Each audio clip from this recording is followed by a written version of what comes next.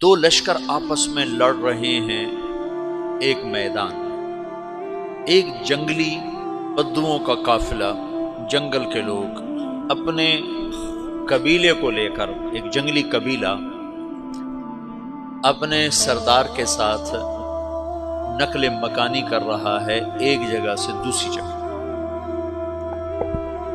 اللہ کا نظام کہ یہ لوگ چلتے چلتے چلتے اس وادی میں پہنچ گئے جہاں جنگ ہو رہی ہے، دو لشکر آپس میں لڑ رہے ہیں۔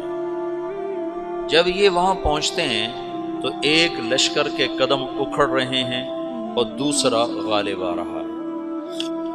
ان کو نہیں پتا شکست کھانے والے کون ہیں اور فتح پانے والے کون ہیں، ان کو نہیں پتا۔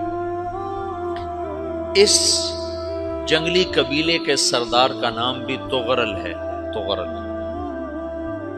تو یہ سردار کہتا ہے جو شکست کھا رہے ہیں ان کی مدد کرو، کچھ پتہ نہیں کون ہے، کہتا جو شکست کھا رہے ہیں ان کی مدد کرو۔ تو 400 وحشی جنگلیوں نے فاتح لشکر کے پیچھے حملہ کر دیا۔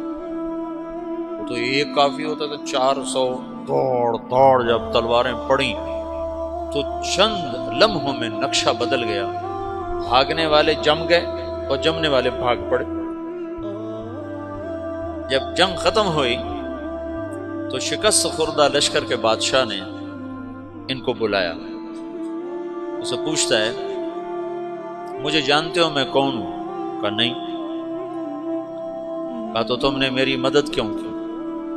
کہا انسانی ہمدردی کی وجہ سے، تمہیں شکست ہو رہی تھی اس لیے تمہاری مدد کی۔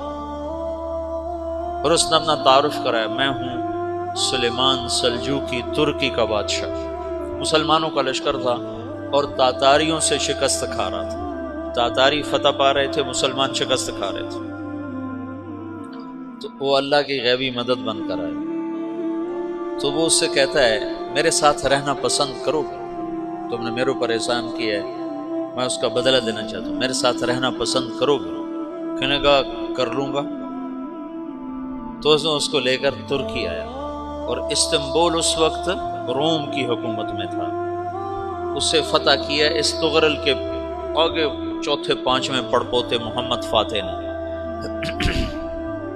تو یہ استنبول ہے، یہ ترکی ہے، بیچ میں ایک چھوٹا سمندر ہے، یہاں ایک جاگیر ہے۔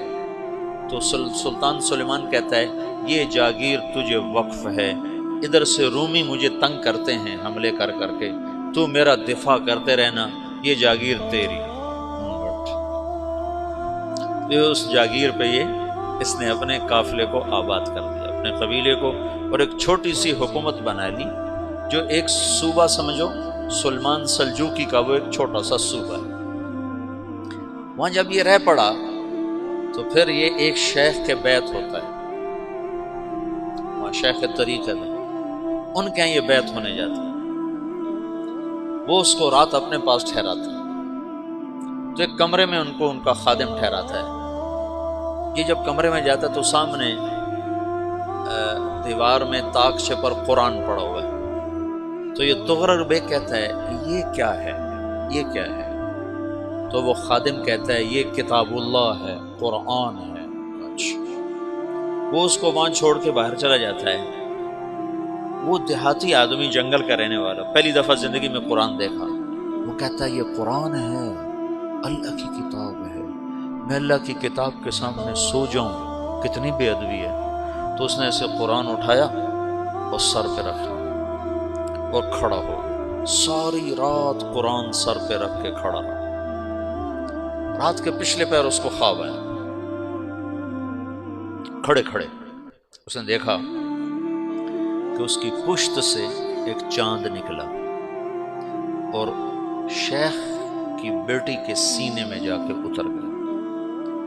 پھر اس لڑکی کے سینے سے ایک درخت نکلا جو پھیلتے پھیلتے پھیلتے 3 بر اعظم پہ چھا گیا، افریقہ پر، یورپ پر، ایشیا پر۔ پھر اس کی آنکھ کھل گئی، وہ کھڑا ہوا ہے۔ تو اس نے صبح یہ خواب اپنے شیخ کو سنایا۔ تو تو انہوں نے اپنی بیٹی اس کے نکاح میں دے دی. اس بیٹی سے ایک بچہ پیدا ہوا.